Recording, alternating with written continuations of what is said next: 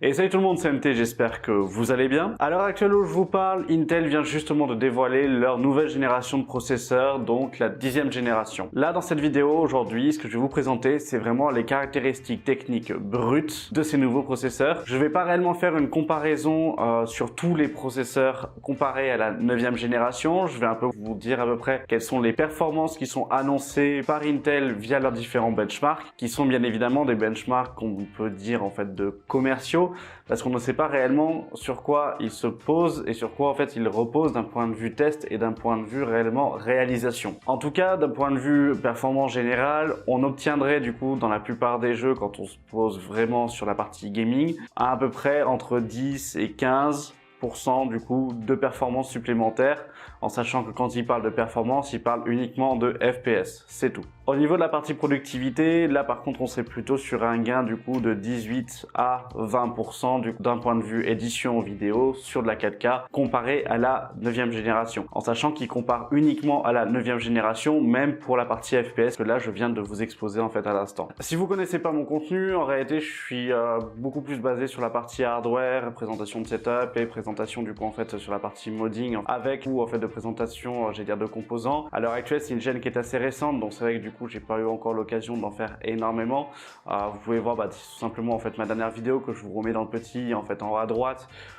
Sur mon nouveau boîtier en fait qui est le Corsair 1000D par exemple, mais voilà, en gros je suis vraiment beaucoup plus axé sur la partie hardware. Et si mon contenu vous plaît et que ça vous intéresse, n'hésitez pas à vous abonner, à activer la cloche de toutes les notifications pour être au courant de toutes mes prochaines vidéos, et puis à mettre un like si vous avez aimé cette dernière. Pour la présentation donc, de ces différents processeurs et de cette nouvelle génération, ce que je vous propose c'est qu'on passe directement sur mon PC. À ce moment-là, je vais vous présenter en fait sous forme de tableau un peu tous les nouveaux processeurs que l'on va avoir. Ce qu'il faut quand même décliner à l'heure actuelle, c'est que Intel est resté sur la même base d'un point de vue référence, c'est-à-dire qu'on va toujours avoir le Celeron, le Pentium, le Core i3, le Core i5, le Core i7 et le Core i9. On va pas réellement avoir de nouveaux processeurs, on n'a pas de Core i12, etc. Au niveau de la finesse de gravure, on reste sur du 14 nanomètres. Ce qu'il faut aussi savoir avec cette nouvelle génération de processeurs, c'est que Intel a sorti un nouveau socket. Donc on n'est plus sur le 1151 qui a duré pendant 3 générations, voire un peu plus, voire même pendant 4 générations, puisque du coup on était sur la 6e génération jusqu'à la 9e en fait à l'heure actuelle. À l'heure actuelle maintenant, sur la 10e génération, on va passer sur du 1200. C'est un peu dommage en fait, si on peut dire ça d'un point de vue consommateur, parce que ça nous oblige d'un côté à changer carrément du coup en fait de carte mère. Une technologie qui est embarquée et qui est maintenant compatible sur tous les processeurs de dernière génération, c'est la prise en charge du PCI 4.0 au niveau du coup en fait de toutes les cartes mères. Donc ça c'est une bonne nouvelle quand on sait que AMD a sorti en fait justement leur dernière génération de Ryzen et qu'ils étaient en fait nativement compatibles. D'un point de vue technologie, c'est un peu tout ce qu'on va retrouver. Beaucoup de processeurs se retrouvent aussi avec des APU en fait intégrés, donc on sera sur en fait des Intel Graphics UHD 630 qui restent des APU en fait assez corrects en fait à l'heure actuelle. Pour la bureautique, voire pour vraiment des tout petits jeux en fait type MOBA ou autre, ça passerait en fait limite. Bien évidemment en fait bien sûr en fonction des processeurs. Au niveau des TDP, ça reste des TDP du coup en fait j'allais dire d'annonce commerciale. Est-ce qu'en réalité c'est réellement respecté? Ça en fait il faudra le voir par la suite. Et même pareil pour les prix. Les prix que je vais vous annoncer, ce sont les prix qui sont annoncés par Intel d'un point de vue constructeur général. Donc en sachant aussi que ce sont des prix qui sont américains, donc on est en dollars. Est-ce que en fait sur la partie européenne ça va se reproduire exactement comme tous les ans? Donc ça c'est même pas une question à se poser.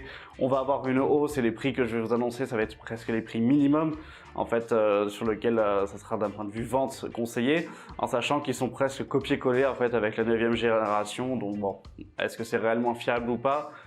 Pour notre cas, en fait, sur la partie européenne, très sincèrement, je pense pas qu'il faille prendre en compte en fait cette version prix. Je vous l'ai quand même mis pour vous donner une ordre d'idée, mais je pense qu'il faut bien rajouter en fait 100 à 150 euros, voire même 200 euros, en fonction du coût du type de processeur, pour pouvoir avoir le prix réel du coup en fait sur le marché français ou sur le marché européen. Sur ce, voilà, maintenant je vous présente directement tous ces processeurs là et on voit ça ensemble directement sur mon PC. Du coup voilà, donc là maintenant on se retrouve directement sur mon PC, je vous présente les différents processeurs. On va commencer donc par, j'allais dire, les plus petits en soi, qui sont les Celeron et les Pentium, ceux qu'on va très peu utiliser Pour nous, en fait, à l'heure actuelle, dans notre utilisation, vraiment, en fait, sur la partie gaming, sur la partie productivité, montage, Word, parce que ce sont pas des processeurs qui sont très performants, mais je vais quand même vous les passer, en fait, très rapidement. De toute façon, je vous mettrai directement dans la description, en fait, des timecodes assez précis, où quand vous allez cliquer dessus, ça vous permettra d'avoir le tableau, en fait, entier, afin que vous puissiez faire un retour et faire une impression, en fait, d'écran pour avoir le détail directement. Et je vous mettrai aussi un article dans lequel, du coup, en fait, ces informations-là ont fuité avant l'embargo d'aujourd'hui, qui correspond en fait un peu à la sortie de la vidéo en fait actuelle. Mais voilà, comme ça vous permettra aussi d'avoir peut-être un peu plus d'informations et de pouvoir comprendre en fait, ou de pouvoir, j'allais dire, approfondir votre recherche. Du coup, pour la partie Celeron, donc on se retrouve avec deux Celeron, ce sont les G en fait 5920 et les G en fait 5900. Le 5900 lui est cadencé à 3,4 en fait en termes de fréquence de base. Il n'a pas de boost en fait intégré. On est sur du 2 cœurs de thread avec 58 de TDP. C'est un processeur qui sera annoncé à peu près en fait aux alentours des 42 $. Donc ça voudrait dire que techniquement pour nous en fait on devrait le retrouver si c'est comme la 9e génération sur les alentours des 60 €. Pour le G, donc G 5920, lui il a une cadence donc de 3,5, donc 0,1 supplémentaire en fait à son petit frère, si on peut dire ça. Toujours 2 cœurs, 2 cœurs de thread, 58 de TDP. Ils embarquent tous les deux donc la technologie PCI 4.0 comme tous les processeurs que je vais vous présenter. Ils gèrent de la TTR4 du coup en fait en dual channel tous les deux en fait en 2600 MHz, enfin 2666 en fait directement. Ils embarquent aussi en fait une Intel graphique UHD donc 610. Et donc le second du coup serait présenté à peu près dans les alentours des 52 $. Pour les Pentium, donc il s'agit de 3 Pentium Gold, c'est le G400 le plus petit et le G600 000, enfin c'est le G6400 qui est le plus petit, le G6600 en fait le plus gros, et du coup on a le G6500 entre les deux en fait en intermédiaire. On est sur donc une fréquence de base pour le G6400 à 4 GHz, 2 cœurs pour 4 threads, 58 de TDP. Même caractéristique technique d'un point de vue DDR4 et d'un point de vue en fait APU que les Celeron, et on serait sur un 64 $. Pour le G6500, lui par contre on est sur 4,1 GHz de fréquence. On est sur du 2 cœurs 4 threads, 58 de TDP. Toujours la même technologie aussi, il est toujours en fait annoncé à peu près dans les 75 $. Pour le G6600, on est sur 4,2 en GHz du coup. En termes de fréquence de base, on est toujours en fait à 2 cœurs 4 threads pour 58 de TDP en fait, donc ça ne change pas. Je précise que ce sont vraiment du coup les données qui sont annoncées en fait par Intel. Et d'un point de vue prix, en fait on tournerait aux alentours des 86 $, donc moins de 100 €. Techniquement, nous on devrait arriver, je pense en fait sur la partie européenne sur du 110 en fait 110 € du coup en fait assez facilement du coup sur ce type de processeur là. Pour la partie bureautique en fait bien évidemment. Maintenant, place au i3. Au niveau des i3, donc on a 3 i3. En fait, on va avoir le i3 10100 qui est le plus petit, le i3 10300 et le i3 10320. Bizarrement, là, du coup, sur la partie des i3, on n'a aucune, du coup, donnée et information vis-à-vis de la partie en fait K ou F, c'est-à-dire que techniquement là de ce qui est annoncé par Intel, on n'aurait pas de version K, de version KF ou de version F qui serait disponible. On resterait uniquement sur ces 3 processeurs là. Pour le plus petit, donc le D1100, qui lui serait annoncé en fait dans les prix des 122 $, on est sur une fréquence de base de 3,6 avec une fréquence boost en fait en technologie 2.0 à 4,3, donc une certaine en fait fréquence assez élevée si je peux dire ça pour ce type de processeur là. On est sur 4 cœurs 8 threads avec 65 de TDP. Toujours qui gère le PCI 4.0, on est toujours sur la DDR4 en 2666 avec un HTL HD. Par contre cette fois-ci on n'est pas sur de la 610, on est sur de la 630. Au niveau de la puce APU en fait directement, tous les i3 auront une puce en fait APU intégrée, qui est quand même assez sympa en fait finalement parce que ça permettrait d'avoir des PC bureautiques qui sont un peu plus performants qu'avec les Celeron ou autres, tout en ayant en fait justement la possibilité de ne pas utiliser de carte graphique et de ne pas intégrer de carte graphique dedans. Dans d'autres cas, pour la partie gaming, ça sera en fait limite obligatoire, ça sera totalement obligatoire vis-à-vis en fait de ce processeur-là. En sachant qu'on a aussi en fait un Intel Core Turbo Frequency en fait pour tous les cœurs en fait directement, qui lui peut se monter en fait à 4,1 GHz en fait par cœur Bon, ça après les connaisseurs, ok, mais pour la partie grand public, très sincèrement, je ne pense pas que ça soit utile, que vous le sachiez. Donc maintenant, si on passe donc en fait à l'intermédiaire des i3, c'est le 10300. Il a une fréquence de base de 3,7 GHz. Il peut monter jusqu'à 4,4 en fait en boost. Donc c'est un processeur qui est un 4 cœurs 8 threads, toujours 65 de TDP. Ça change pas. Au niveau du prix, on serait sur les 150 $, qui nous ferait du coup pour nous à peu près 180 à 200 €. Pour le i3 du coup en fait 10320, bah, techniquement en fait on est sur une base du coup de fréquence de 3,8 GHz qui peut monter en fait en boost à 4,6. Toujours 4 cœurs 8 threads, 65 de TDP. Il embarque toujours les mêmes technologies, que ce soit du coup en fait pour le PCI 4.0 que pour ça soit pour la DDR4 en fait en 2666 MHz. Au niveau de l'attellage des graphiques, on est toujours sur une 630. Il est pas overclockable comme en fait ses deux petits frères en fait en dessous, et il est annoncé à un prix du coup de 154 $. Donc très sincèrement, là on le retrouvera pour nous, je pense, dessus en fait dans les 200 en fait euros, entre 180 et 210 €, je pense, et c'est même presque sûr en fait au vu du marché à l'heure actuelle. Maintenant, place au i5. Au niveau des i5, par contre, on va avoir 6 processeurs différents. On va avoir une version F, une version K, une version KF, et après on va avoir 2 déclinaisons différentes de processeurs. Donc on va commencer par celui qui est considéré comme étant le moins performant, en sachant que tous ces processeurs-là, ce sont des processeurs 6 cœurs 12 threads.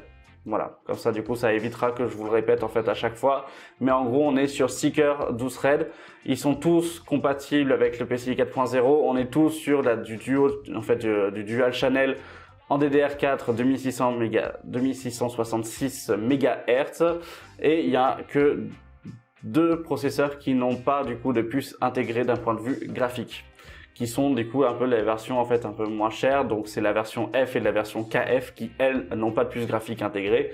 Mais ça du coup on va commencer pour la partie des détails. Maintenant du coup comme vous le voyez là en fait le i5 le 10400F, donc qui est le plus petit de la gamme des i5, il a une fréquence de base du coup de 2,9, ce qui est inférieur du coup en fait à tous les i3 que l'on a vu avant. De 2,9 du coup en fait en base, il est à 4,3 en fait en boost, il n'a pas du coup en fait de boost en 3.0. Au niveau du coup du turbo boost, si je peux dire ça, de tous les cœurs, on est sur une fréquence de base du coup de 4 directement dessus, 65 de TDP. Voilà, il est annoncé pour un prix des 157 $. Très sincèrement, c'est aussi un processeur qu'on retrouvera dans les 200-220 € en fait, très sincèrement, possiblement en fait au vu du marché. Maintenant, alors ce processeur-là, du coup, n'embarque pas d'Intel graphique HD en fait à l'intérieur, donc ce n'est pas un APU, il faudra obligatoirement le joindre avec une carte graphique pour pouvoir avoir un affichage. Au niveau du coup de l'avant-dernier, si on peut dire ça, c'est le i5 10400 qui a une fréquence de base de 2,9 GHz, qui peut monter jusqu'à 4,3, soit toujours 65 de TDP, toujours du PCI 4.0, toujours la même technologie. Lui, il embarque une Intel HD graphique, il est à 182 $ annoncé. Donc là, typiquement, on sera vraiment en fait à 200-250 €, je pense. Maintenant, on a le i5 10500, du coup, qui lui est à 3,1 GHz de base en fait en termes de fréquence, pour 4,5 GHz en fréquence boost. Toujours les mêmes technologies, toujours en fait la même chose au final, parce qu'ils seront vraiment en fait toujours basés sur la même architecture en fait générale, et on est sur du 192 € en fait directement. Le i5 10600, on est à 3,3 GHz en fait de base pour 4,8 en fréquence boost. Donc c'est vrai que du coup là en fait on augmente en fait petit à petit au niveau de la fréquence et au niveau du boost, mais bon, ça reste quand même assez faible en fait, si je peux me permettre de dire ça, pour une nouvelle génération en fait, au vu de la dernière génération et si on le compare directement en fait avec la dernière génération. Le 10600 du coup, lui, serait présenté aux alentours donc des 213 $, ce qui donc pour nous serait en fait plutôt 250 à 260 €. Le i5 10600KF, alors lui par contre on est sur une version donc à 4,1 en termes de fréquence de base pour 4,8 en termes de fréquence de boost. Donc si on le compare du coup en fait au 10600, on a presque augmenté en fait d'un point général sur la fréquence de base, mais au niveau de la fréquence boost, elle ne bouge pas. Au niveau de ce processeur là, du coup, on est toujours donc sur du 6 cœurs 12 threads. Par contre, au niveau du TDP, on passe à 125. On n'est plus sur du 65 comme ses petits frères. On est tous sur du 120. On est sur du 125. Il peut être overclocké. On arrive du coup à une plateforme toujours PCI en fait 4.0, donc ça il n'y a pas de souci. Du dual channel en DDR4 2666, donc ça il n'y a pas de souci. Il est annoncé au prix du coup de 237 $, ce qui très sincèrement sera plutôt 250, 260 à 280 en fait facilement, voire même en fait un peu plus, j'allais dire supérieur en fait en soi. Mais vous allez voir qu'après avec les i7 et les i9 qui arrivent, bah c'est pas non plus en fait dit que ça soit en fait supérieur. Au niveau du dernier, donc le i5, le 10600K, on est sur une fréquence de base de 4,1 GHz pour une fréquence de boost donc de 4,8. Au niveau de la partie du coup boost général, en fait all core, on est sur du 4,5 directement. On est toujours sur du 125 de TDP. Il peut être overclocké. On est toujours sur du PCI 4.0 avec de DDR4 en fait en dual channel 2666 MHz. Il embarque une HD en fait, une Intel HD 630 à l'intérieur, toujours compatible avec la partie Optane, parce que oui, quelque chose que je n'ai pas dit, c'est que bien sûr tous les processeurs Intel sont compatibles en fait avec la partie de la technologie Optane de chez Intel. Au niveau de ce prix, du coup, donc pour le 10600K, il sera annoncé aux alentours des 262 $, donc je pense qu'on sera plutôt sur les 300 à 310 € du coup en fait sur la partie européenne. Si on reproduit en fait tout simplement les prix qui ont été entre annoncés pour la 9e génération et réalisés en fait sur la partie européenne, on sera plutôt sur ces alentours de prix là. Au niveau des i7, on se retrouve avec 4 i7 différents, donc le 10700F, le 10700, le 10700KF et le 10700K. Voilà. Au niveau de la partie du coup en fait cœur, on est sur tous les processeurs sont des 8 cœurs 7 threads. Il y a donc le 10700 et le 10700F qui sont eux en fait à 85 de TDP et les 10700K et les 10700KF sont eux à 125 de TDP. Ils sont tous compatibles avec la partie en fait PCI 4.0. Cependant là en fait on est sur du dual channel DDR4 en fait allant jusqu'à 2933, donc presque 3000 MHz en fait de gestion. Il y en a que deux qui sont en fait qui ont une puce une puce APU, donc en fait l'Intel HD l'Intel graphique UHD donc 630 qui sont intégrés. C'est le 10700K et le 10700. La version KF et la version F ne possèdent pas d'APU en fait intégré. Maintenant au niveau des fréquences de base, donc pour le plus petit, donc le 10700F, on est sur du 2,9 en fréquence de base qui peut monter jusqu'à 4,7 pour la partie Turbo Boost en fait 2.0 et on en peut encore le monter en fait pour la 3e génération donc de Turbo Boost à 4,8 GHz. C'est les premiers qui possèdent du coup en fait la technologie donc 3.0 d'un point de vue fréquence au niveau de cette gamme là pour pouvoir avoir en fait un deuxième palier du coup en fait vis-à-vis de la partie en fait Turbo Boost et de la partie fréquence.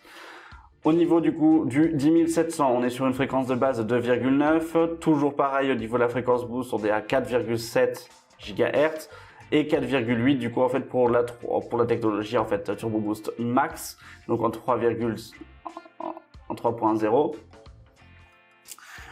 Je reprends pour les i7. D'accord.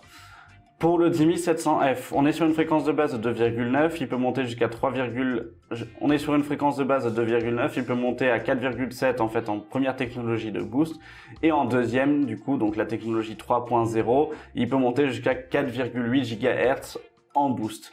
Au niveau du prix, il serait quand même plus annoncé aux alentours des 298 $, donc ça voudrait dire que techniquement nous on devrait l'avoir plus tôt et là je pense qu'on peut rajouter en fait un bon 100 €, on devrait se l'avoir sur les alentours des 400 en fait à 430 € en fait dans ces eaux là. Je pense pas qu'on descendra en dessous des 400 € du coup pour les i7 en fait sur la partie européenne. Au niveau du 10700, on est sur une fréquence de base de 2,9 avec une première en fait possibilité donc de Turbo Boost à 4,7 et une deuxième possibilité à 4,8. Au niveau de la partie du coup prix, lui par contre il est annoncé à 323, donc là typiquement je pense qu'on sera vraiment à 350 en fait dollars de présence et lui intègre la puce en fait graphique donc l'Intel UHD graphique 630. Au niveau maintenant du KF, donc c'est le 10700 KF, on est sur une fréquence de base de 3,8. Donc autant dire qu'on a augmenté de près donc de 0,9% en fait en termes de fréquence. La première fréquence de base, elle est de oh, excusez-moi. La première fréquence de boost est de 5 GHz et la seconde est de 5,1 GHz. C'est quand même pas mal au final. Par contre, on voit sa consommation qui est déterminée en fait au TDP qui lui est à 125 de TDP.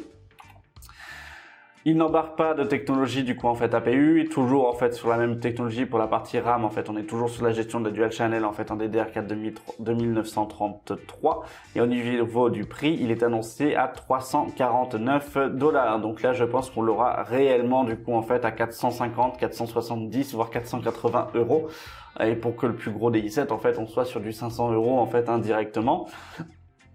Et on en vient du coup pour le plus gros DI7, donc le 10700K, qui lui est toujours du coup en fait comme le KF au final d'un point de vue fréquence, c'est-à-dire qu'on est à 3,8 GHz de base, pour un premier boost à 5 GHz et un second du coup en fait à 5,1. Toujours 125 de TDP, ils sont tous les deux en fait overclockables. Voilà, en termes de prix, il est juste annoncé en fait à 374 €. La seule différence qu'il y a entre les deux, c'est que la version K du coup possède une puce graphique intégrée. C'est tout. Donc au final, vous allez payer du coup pour la partie affichage en fait. Là, si on compare vraiment en fait d'un point de vue purement technique et purement du coup en fait sur la partie caractéristique générale. Donc très sincèrement, là au niveau du prix, on sera plutôt dans les 490, 530 € en fait facile sur les prix européens. Maintenant, on va passer au plus gros processeur du coup de la gamme de cette 10e génération. Donc il s'agit des i9.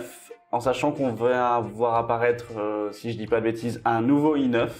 C'est-à-dire qu'on va avoir le i9 10900F, le i9 10900, le i9 10900KF et le i9 10900K.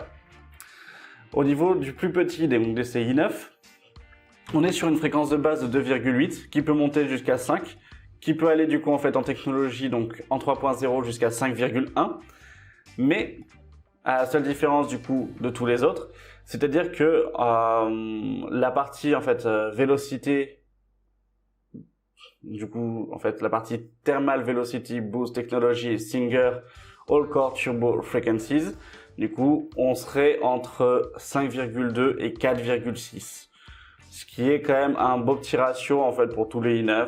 Voilà, ça je vais pas en parler. Au niveau de la partie cœur du coup en fait de ces i9, on est toujours sur du 10 cœurs 20 threads, donc ce qui est quand même une belle évolution si on peut dire ça, parce que en fait ils ont rajouté 2 cœurs comparé à la génération précédente. Au niveau du TDP du coup pour ce processeur là, on serait sur 65 de TDP. Là très sincèrement j'y crois pas du tout. Entre les chiffres communiqués et ce qu'on va avoir arrivé, je pense que ça sera totalement différent. On n'a pas de puce intégrée en fait dessus, il gère le PCI 4.0, toujours en fait du Dual Channel en fait en 2933. On serait sur un prix annoncé de 422 $. Très sincèrement, je pense qu'on sera aux alentours en fait des 550 € en fait minimum pour les premiers en fait i9. Voilà, très sincèrement, je pense que les premiers i9 on les touchera en fait pas en dessous de 500 €.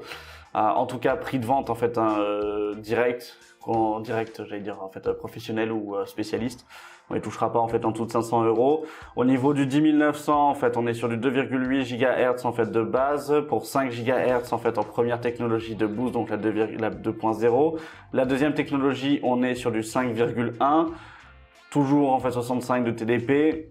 Par contre, lui, il embarque une Intel HD graphique à l'intérieur, donc toujours en fait la 630. Toujours du Dual Channel en DDR4 2933, toujours la gestion du PCI 4.0, il est annoncé au prix de 439 $, ce qui techniquement du coup en fait pour nous arriverait à du 550 facile je pense dans nos magasins en fait respectifs. Pour maintenant la version KF. La version KF par contre, elle, on est sur une fréquence de base de 3,7, donc là on passe du coup en fait une fréquence au-dessus. Cependant, la partie fréquence boost, au final, elle ne change pas de ses compères en fait entre le 10900 et le 10900F, parce que la première fréquence de boost, on est à 5,1, alors que du coup ses compères on était plutôt à 5, et pour la deuxième fréquence, on est à 5,2, alors qu'en dessous on était à 5,1. À l'heure actuelle, je ne sais pas si ça sera plus justement rentable et si ça vaudra le coup du coup d'acheter un KF, voire même d'acheter un K, parce qu'en fait en termes de fréquence pour le 10900K, on est sur les mêmes fréquences, 3,7 de base, 5,1 en fait en première boost, 5,2 du coup en fait en deuxième technologie de boost.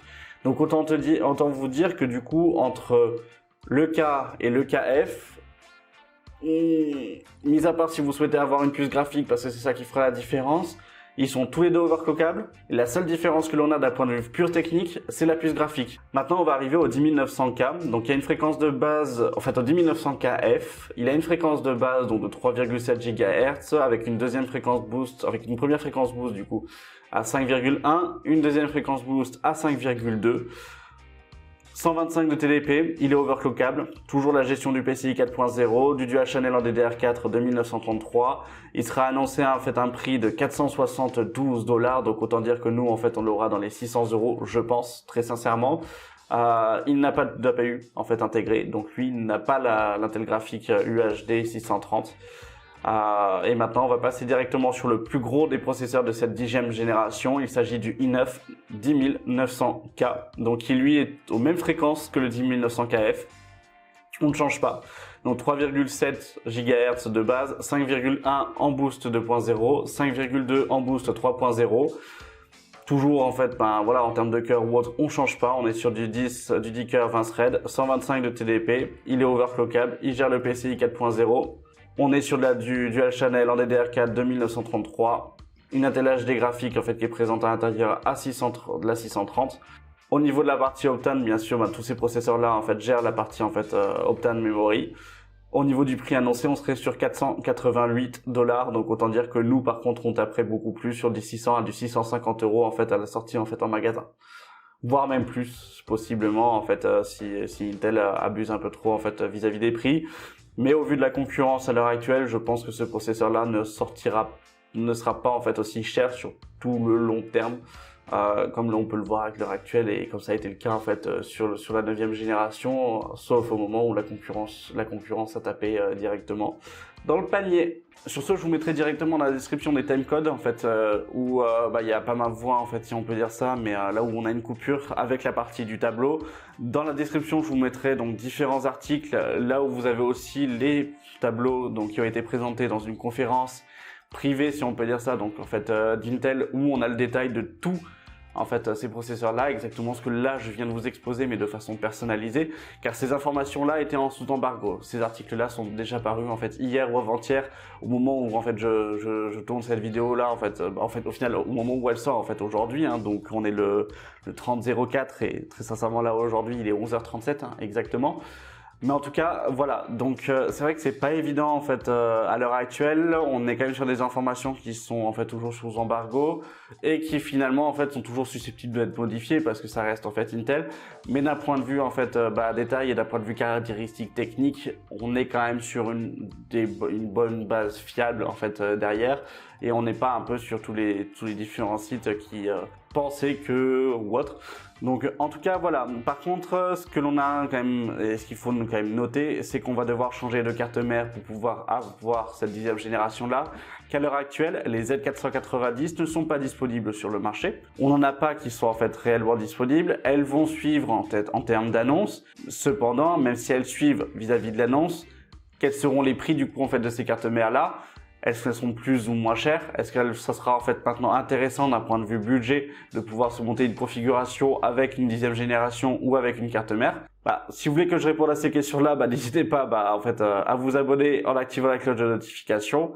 Comme ça, moi, ça me permettrait possiblement de voir que ça vous intéresse, et à ce moment-là, quand ils sortiront, de pouvoir en fait investir directement dans une carte mère avec un de ces processeurs-là, de pouvoir faire un bench et un comparatif avec soit mon Ryzen 9, soit avec le Ryzen 7 ou le Ryzen 5 du coup en fait de première, deuxième et troisième génération. Si cette vidéo vous a plu, n'hésitez pas à vous abonner, à activer la cloche de notification, à mettre un petit like pour m'encourager du coup dans la production de vidéos et dans le développement du coup en fait de cette chaîne là. Si vous souhaitez me dire en commentaire quel est votre processeur que vous serez possiblement susceptible, si je peux dire ça, du coup en fait d'acheter sur cette nouvelle génération, n'hésitez pas à me le dire directement en commentaire.